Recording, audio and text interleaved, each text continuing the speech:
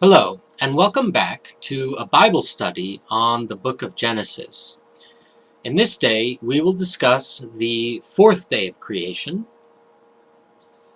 starting from verse 14 of chapter 1, reading to verse 19.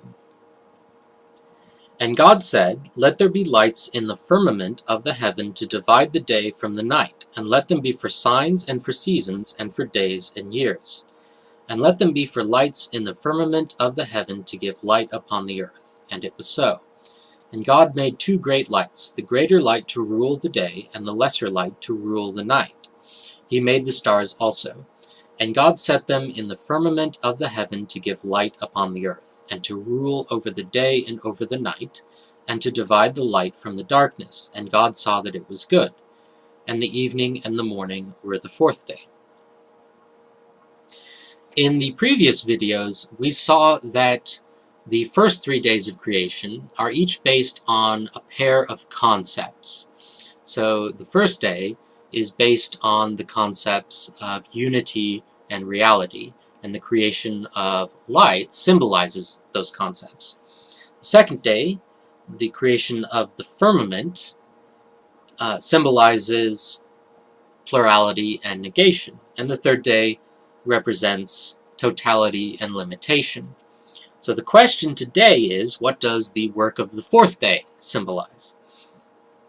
Well, if the third day represents totality and limitation, then the work of the first 3 days is, in a sense, complete, and the fourth day, the work of the fourth day must be different in kind from the work of the first 3 days.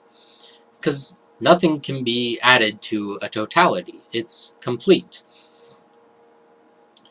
Well, it appears that the first 3 days, and the work of the first 3 days, has to do more with general concepts, or the material of creation, and that the following days, 4th, 5th, and 6th days, have to do with the objects of creation. Another way of putting it is that the first 3 days have to do with the domains of creation, and the following days have to do with filling those domains with objects, with particular things.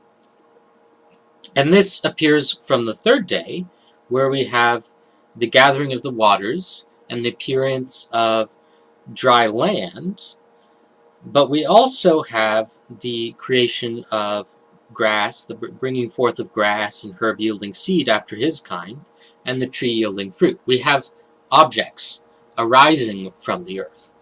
So we have not only the domain itself, but the objects that fill that domain. And so we would expect the fourth day to have to do with objects of creation. And that's what we find, is that God said, "Let there be lights." So the first observation here is that the work of the fourth day is parallel to that of the first day. On the first day, God created light. On the fourth day, he created lights. The general work, the general material of light, and then the particular lights, or light bodies, or substances. At the same time, the work of the fourth day builds upon not only the first day, but upon all 3 previous days. Let there be lights in the firmament of the heaven to divide the day from the night. Let them be for lights in the firmament of the heaven to give light upon the earth.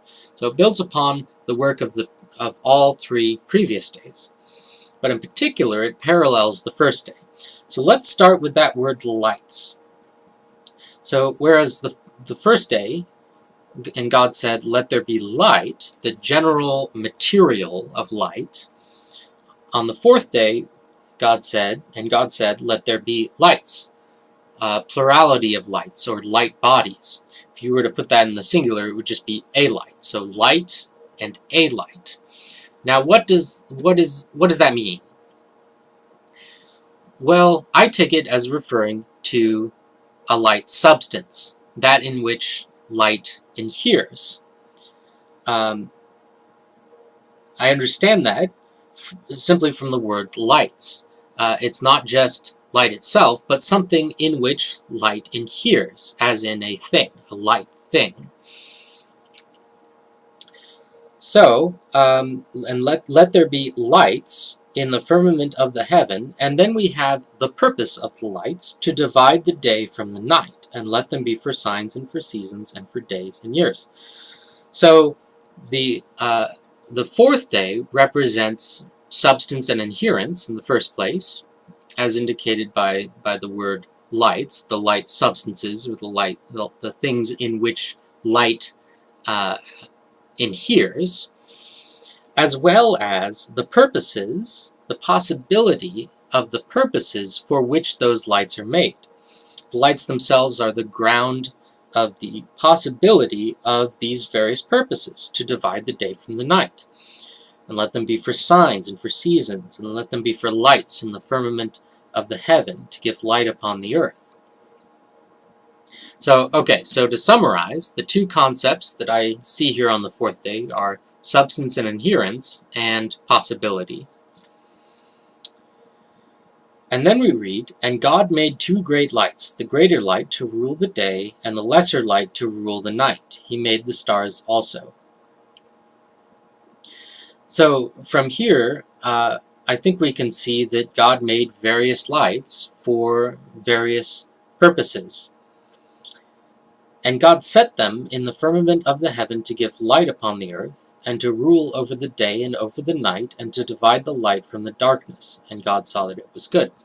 Now, it would seem that at least one of these purposes, and to divide the light from the darkness, has already been accomplished on the first day of creation. It says in verse 4, and God saw the light, that it was good, and God divided the light from the darkness. And now here on the fourth day, God created lights to divide the light from the darkness.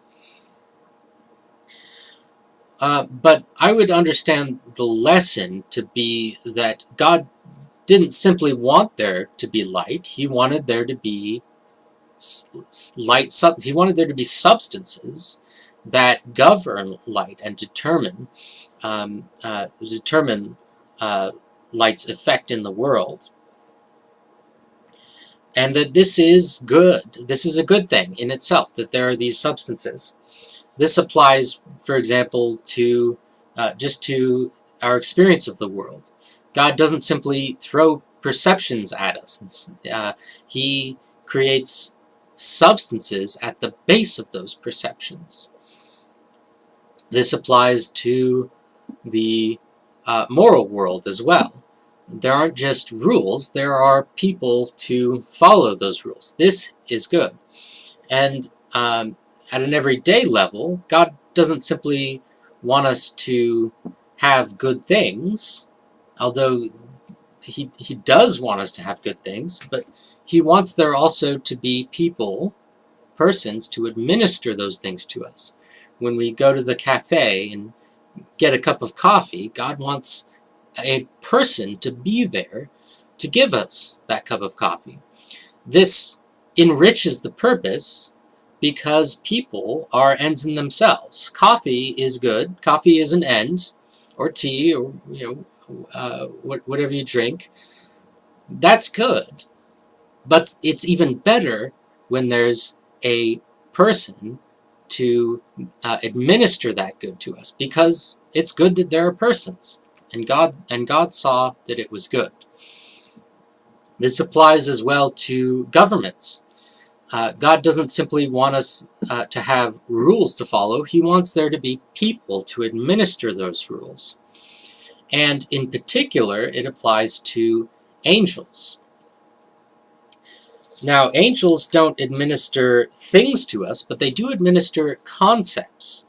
For example, when I think about cats or dogs, well, the contemplation of the concept of a cat or of a dog is good, but it's better, it's enriched when I understand that there is an angel of cats or an angel of dogs And when I think about cats and dogs, I'm not just thinking about the concepts, I'm thinking about the angels of those concepts, who are ends in themselves. So that my contemplation of cats and dogs is good in itself, because it is the contemplation of this person, or rather of those persons.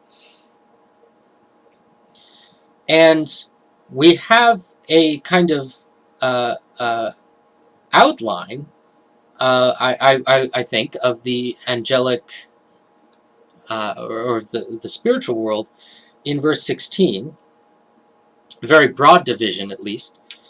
And God made two great lights, the greater light to rule the day, and the lesser light to rule the night. He made the stars also. So I would understand there to be two, perhaps you might call them great spirits.